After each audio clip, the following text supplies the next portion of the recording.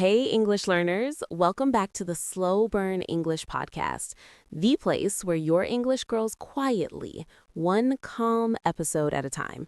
I'm Emma. And I'm Liam. Hey everyone, it's so good to have you here today. Yes, really. Grab your coffee, your tea, your notebook, whatever helps you focus, and just settle in with us. Today's episode is a fun one, and honestly, a little bit personal too. It is. So, Liam, let me ask you something. Have you ever had someone ask you, "Hey, how was your weekend?" and you just froze?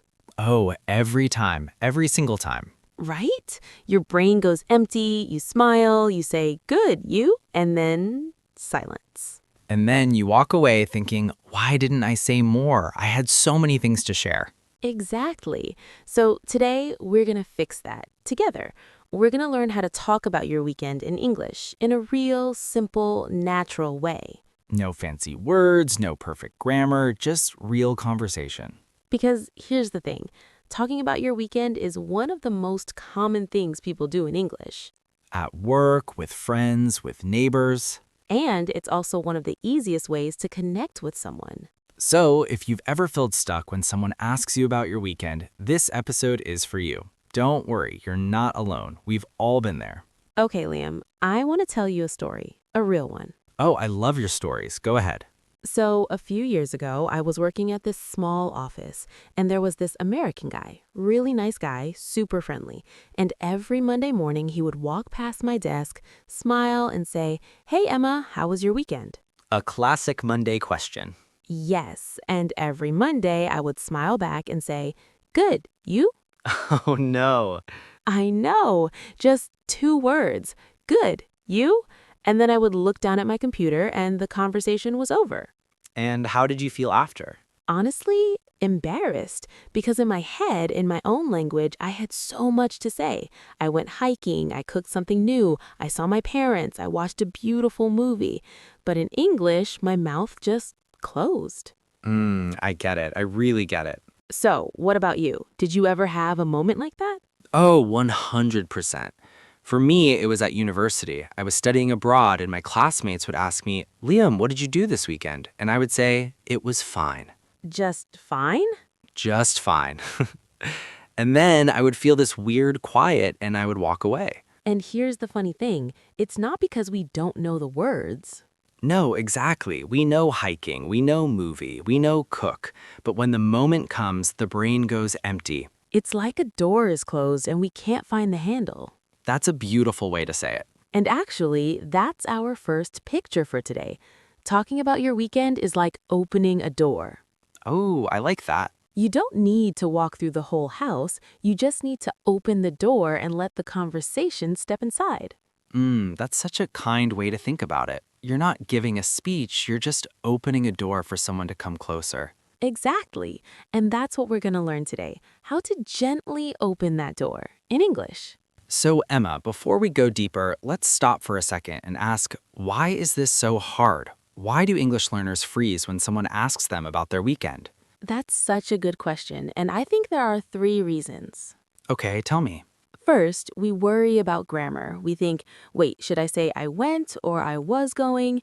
And while we're thinking, the moment passes. True, we are too busy choosing the perfect verb. Emma, second, we think our weekend is boring. We think, oh, I just stayed home. Nobody wants to hear that. But that's not true at all. Not at all. And third, we don't know where to start. The question feels too big. How was your weekend? Where do I even begin? It's like the brain just goes on mute. You know that little mute button on your phone? Sometimes our English brain has one too. And right when we need to speak, the button presses itself. Brain on mute, yes. That's exactly how it feels. But here's the thing, English learners. Talking about your weekend is one of the most powerful small skills you can have. It really is, because when you can answer this simple question with confidence, you build a bridge between you and your colleague, between you and your neighbor, between you and a new friend. Small talk is not small at all. It's the beginning of every real friendship. It's how trust starts, it's how warmth begins, and it all starts with one little question. How was your weekend? So today we are going to take that scary question and make it simple. We are going to give you tools, words, and real examples. And by the end of this episode, you will never freeze again. Or at least you'll freeze a little bit less. Honest promise. Okay, so before we jump in, a small reminder for our wonderful listeners. Yes, this episode is for B1 level English learners. So if you are at a beginner plus or intermediate level, this is perfect. We will speak slowly, we will explain new words, and we will use simple sentences that you can actually use in real life. And by the end of this episode, you will learn 12 useful words and phrases, real ones, words that English speakers use all the time. We will also share 3 different ways to talk about your weekend, because not every weekend looks the same, right? Right, some weekends are busy, some are quiet, some are somewhere in the middle, and all of them are worth sharing. So, here's what we want from you today. A small favor. A tiny one. If this episode helps you, please give it a like. It really helps the channel grow. And subscribe to Slowburn English so you don't miss our next episode. And here's the fun part. Leave us a comment. Tell us your favorite weekend activity in English. Just one sentence. Your English brain goes to the gym every time you write. Even one word is enough. Hiking, cooking, sleeping, all of them are beautiful answers. Okay, are you ready? Let's open the door. Okay, so let's start with the most common kind of weekend, the typical weekend. A typical weekend means a normal weekend. Nothing special, nothing crazy, just your usual Saturday and Sunday. And honestly, most of our weekends are like this, right? We're not always going to parties or flying to Paris. No, most weekends I'm at home drinking coffee, doing laundry, calling my mom. That sounds beautiful, actually. It is. Let me describe my typical weekend to you. So on Saturday morning, I usually wake up around 8. Not too early, not too late. I make myself a big cup of coffee and I sit by the window for maybe 30 minutes. That sounds so peaceful. It is my favorite part of the week. Then I do my errands. Wait, hold on. Let's stop there. Errands is a really useful word. Errands are small tasks you do outside the house, like going to the supermarket, going to the post office, or buying groceries. Yes, so when I say I do my errands, I mean I do all those small tasks. Shopping, post office, maybe the bank. Such a useful word for weekend talk. Then on Sunday, I take it slow. I read a little, I cook something simple, and I always call my mom in the afternoon. That's our little tradition. That is so sweet. And see how Liam just did it? He gave us his typical weekend in maybe 30 seconds. Easy, natural, no fancy words. No, I went on a luxury cruise. No, I climbed Mount Everest. Just real life. And here's a beautiful idea. Your typical weekend is a kind of reset button. Oh, I love that. Think about it. Monday through Friday, you're working hard, your body is tired, your mind is full, and then the weekend comes and it presses the reset button. You sleep, you eat slowly, you see people you love, and on Monday morning, you're a new person. That's exactly it. The weekend is not lazy time. The weekend is reset time. So when someone asks you about your weekend, you can say something like, "Oh, it was a typical weekend. I slept in, did some errands, and just took it slow." That's 3 things. Slept in, did errands, took it slow. 3 small things, and you have a full answer.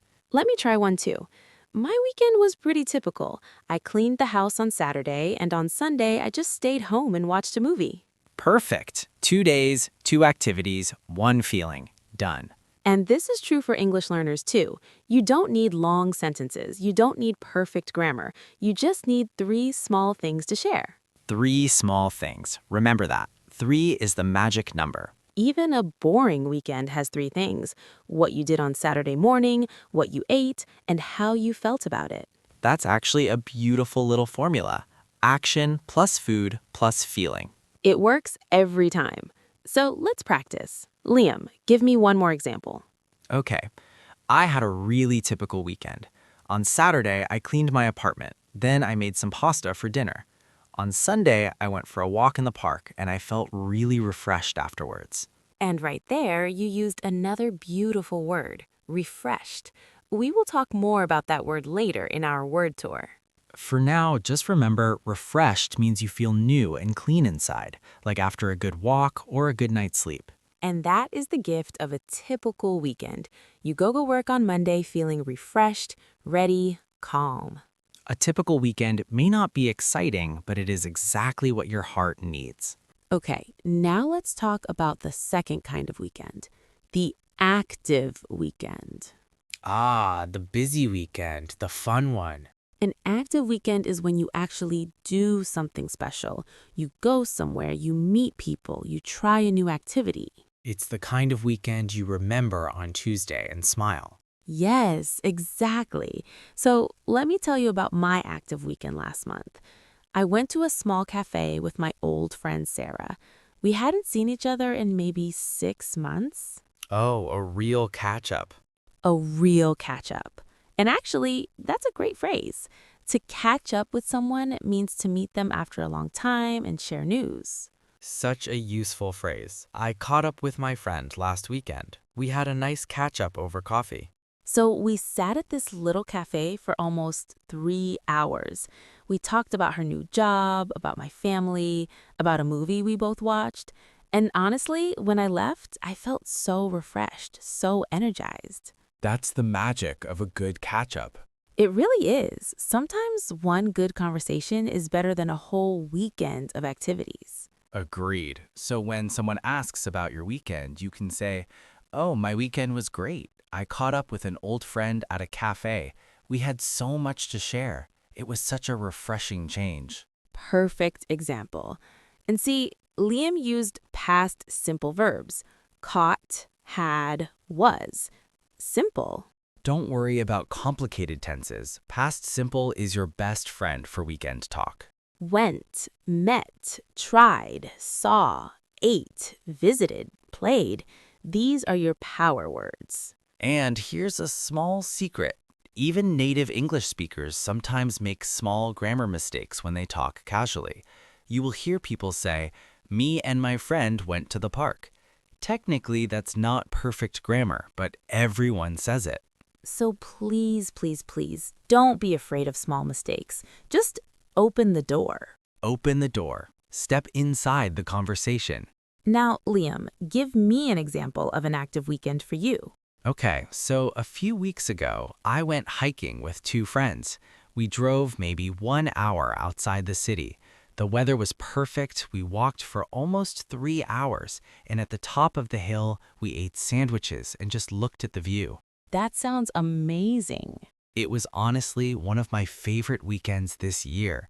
I came home tired, but in a good way, the kind of tired that feels happy. That's such a nice feeling. So if I ask you, Liam, how was your weekend? What would you say? I would say, oh, it was really nice. I went hiking with some friends on Saturday. The weather was beautiful and we had such a good time. I came home feeling exhausted but happy. Beautiful answer. Short, real, warm. And notice I used another B1 word, exhausted. Exhausted means very, very tired, like no energy left. Yes, exhausted is stronger than tired. After a long hike, you are not just tired, you are exhausted. But sometimes exhausted is a good kind of feeling, the good exhaustion. And that's the beauty of an active weekend. You give your energy to something fun and you come home with a full heart. And this is true for English learners too. When you talk about an active weekend, focus on 3 things: the activity, the people, and the feeling. Activity, people, feeling. Another magic formula. I went hiking, activity, with my friends, people. It was so refreshing, feeling. 3 small parts, 1 full answer. And honestly, that's all you need. Okay, Liam, now we come to my favorite kind of weekend. Oh, which one? The quiet weekend. Ah, yes, the quiet weekend. A quiet weekend is when you do almost nothing. You stay home, you read a book, you watch a movie, you cook something slow, and nothing exciting happens. And that is exactly what makes it perfect. This is so important because so many English learners feel embarrassed about quiet weekends. Yes, they think if I say I stayed home, people will think I'm boring. But that's not true at all. A quiet weekend is still a story, and honestly, sometimes it's the most beautiful story of all. Let me tell you about my last quiet weekend. It was raining on Sunday morning. I made myself a big cup of coffee. I sat by the window and I read a book for almost 2 hours. No phone, no noise, just me, the rain, and the pages. That sounds like paradise. It really was. And when someone asked me on Monday, "Hey, Emma, how was your weekend?" I just smiled and said, "It was a quiet one, and it was exactly what I needed." That's such a confident answer. And that's the secret. Say it with confidence. Don't apologize for a quiet weekend. Don't say, oh, it was nothing. Say, it was quiet and it was beautiful. Or say, I had a cozy weekend. I stayed home, watched some movies, and just recharged. Wait, cozy and unwind, two more beautiful words. Cozy means warm and comfortable, like a soft blanket, like a cup of tea on a cold day. And unwind means to relax after stress, to let your shoulders drop, to breathe slowly. So a cozy weekend at home is a chance to unwind. I love these words. They sound like a hug. They really do. Now, Liam, your turn. Tell me about a quiet weekend.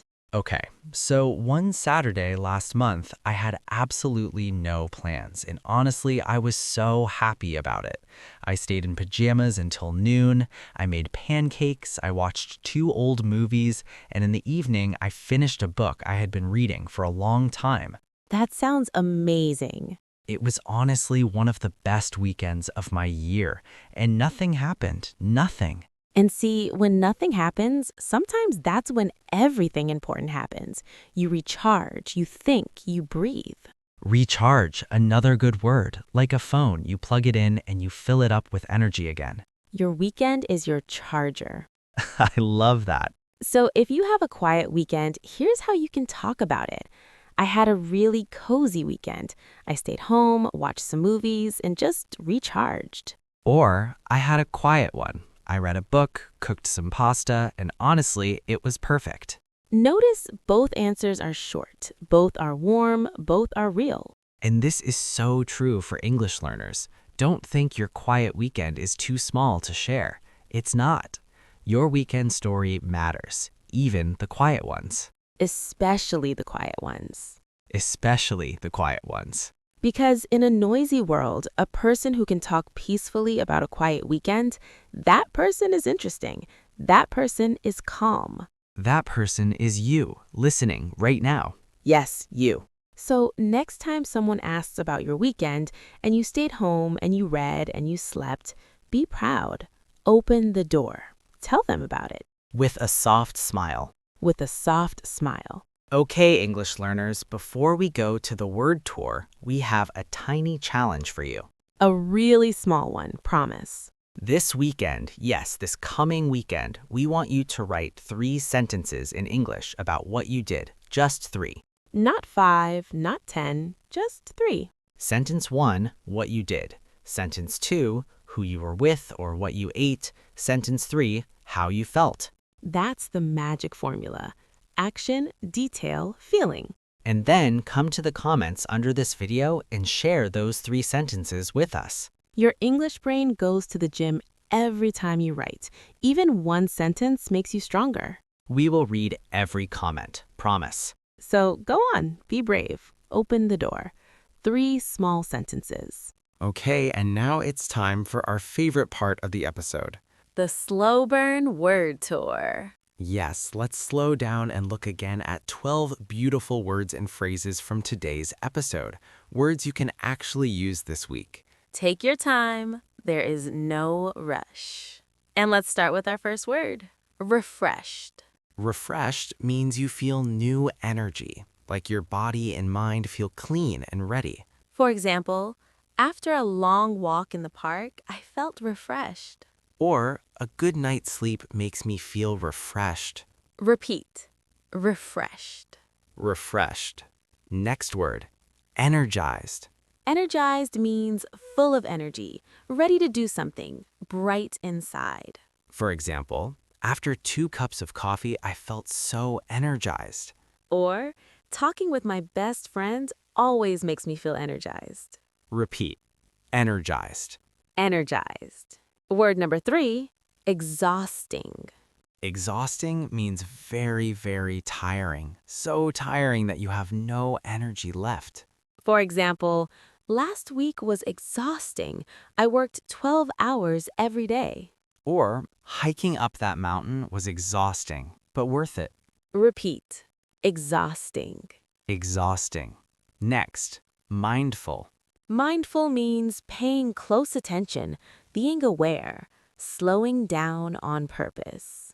For example, I try to be mindful when I drink my morning coffee.